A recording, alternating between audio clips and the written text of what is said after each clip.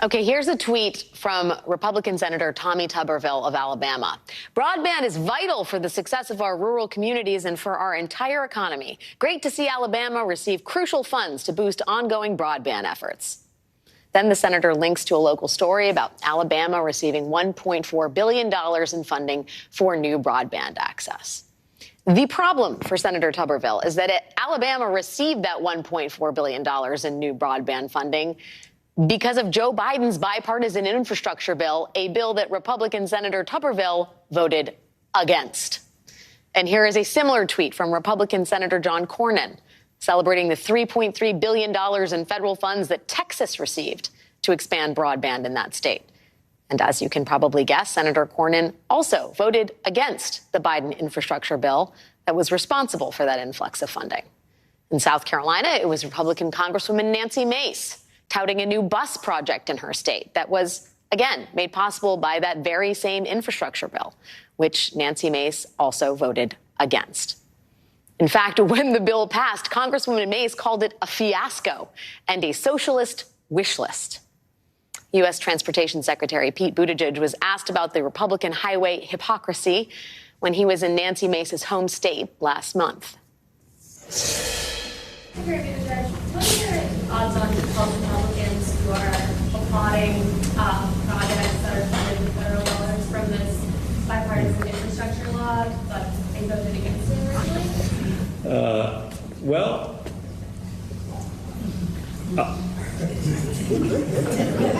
I would say,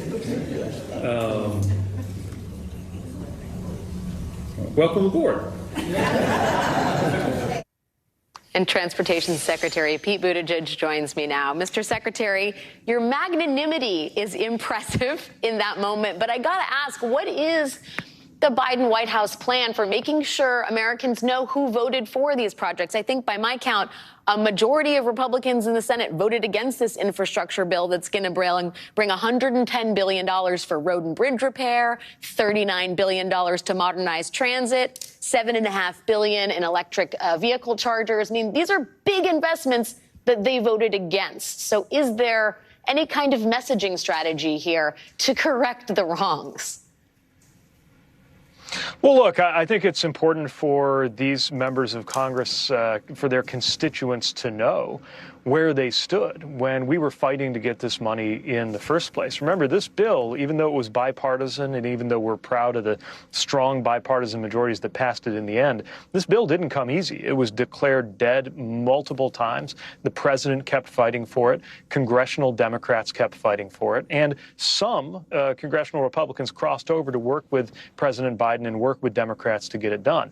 Many others stood in the way, denounced it as wasteful spending, denounced it as socialism. And of course, what's remarkable is it turns out they don't think it's socialism when it's coming to their districts. They think it's so great that they want to be at the press conference. They send press releases touting their advocacy for it. Sometimes they even describe themselves as having secured it, which is obviously, it's hard not to chuckle at that, sitting in the Department of Transportation that's approving some of these grants, or knowing that other departments in the Biden-Harris administration are making the decision to send this funding to these constituencies. But I think what we're demonstrating is, look, we're going to send this funding where it's needed. And this is places that are red, blue, and purple. We're not going to punish any American for the short-sightedness of their elected officials if there's a deserving project. And I've been in a lot of red, blue, and purple states.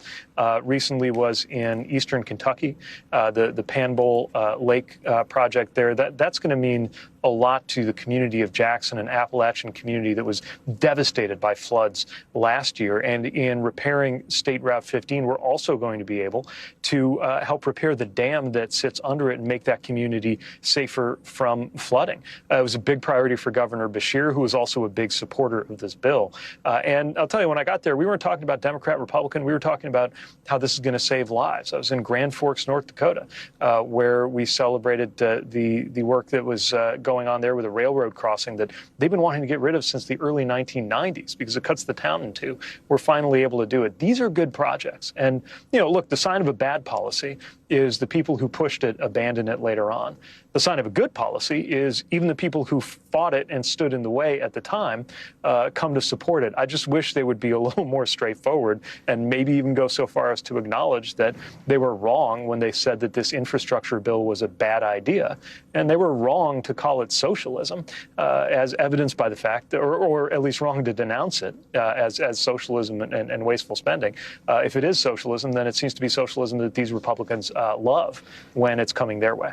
Yeah, I mean, and I understand the sort of like, haha, the hypocrisy, the irony of it. It is in some way hilarious, but it's also kind of quietly devastating, right? I mean, this is a party that fights tooth and nail against quote unquote government overreach and then lies to the American public about its very positions, and then spends a lot of time and a lot of ink and a lot of, soapboxing denouncing the Biden administration and calling it some of the worst names in the book. And some of it has had the intended effect, which is to erode Americans' confidence, not only in government and what it can do, but in this president in particular. And as you rightly point out, these are important projects that touch red and blue and purple states alike. And I think some Democrats in particular, it enrages them that this administration does not get the credit and Democrats don't get the credit that is due in terms of passing these big pieces of legislation, envisioning change in the country and moving it forward. I mean, do you think more needs to be done, like a WPA-style stamp, or maybe signing things like Donald Trump was wont to do? I mean,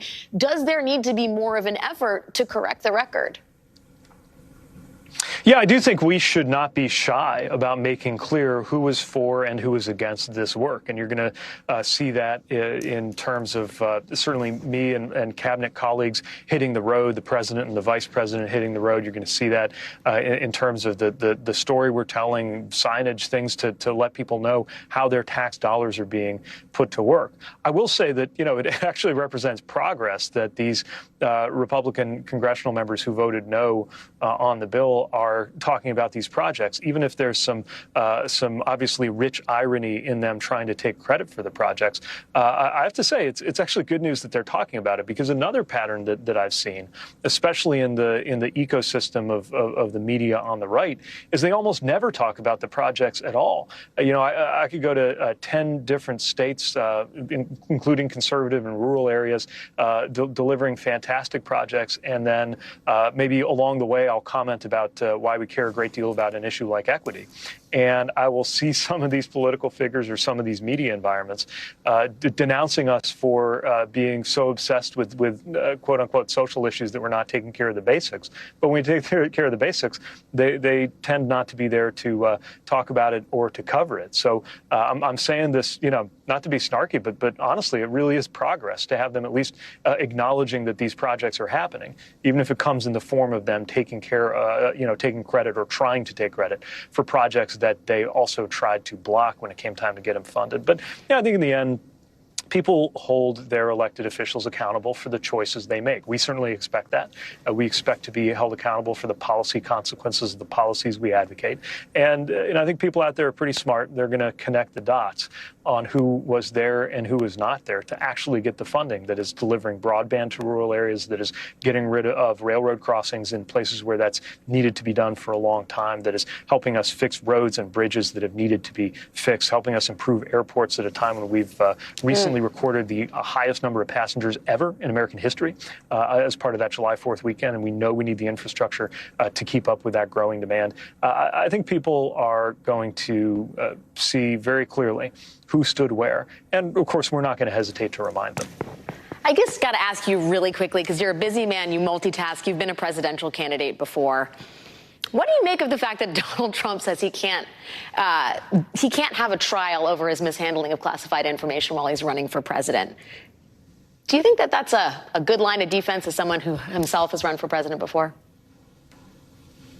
Look, I think the important thing is that America, not just an individual, but our country can handle a lot of things at once. And I'm not going to speak to a law enforcement process that's playing out. It's very appropriate in our system that has nothing to do with politics in terms of the process that's followed. Certainly, all I know about it is what I see on the news. But look, we're grown-ups. This is a country that has a lot on its plate, and this is a country that needs to handle everything from processes in our courts to the policy processes that I'm involved with every day on everything from supporting the national airspace at its busiest time in U.S. history to making sure we get these roads and bridges fixed, making sure we get these trains and tunnels done, making sure we get this all this good transportation funding out the door and help the communities that need it. Yeah, there's a lot to talk about on that front. Please come back. Transportation Secretary Pete Buttigieg, thank you so much for your time tonight, sir. Really appreciate it. I know you're busy. Thank you. Good being with you.